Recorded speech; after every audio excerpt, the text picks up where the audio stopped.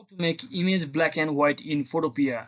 So hello guys, welcome back to my YouTube channel. In this quick tutorial I'll be showing you how you can easily make your photo into black and white in using photopea.com. So first just head over to any of your favorite browser and simply search in for photopea.com and just click on this first link over here, which will take you to this page so you can actually create your new project or simply open from computer. So since I want to convert my photo, I'll simply choose any of the photos which I have in my laptop over here. So I have a photo of laptop, so we can adjust it as well.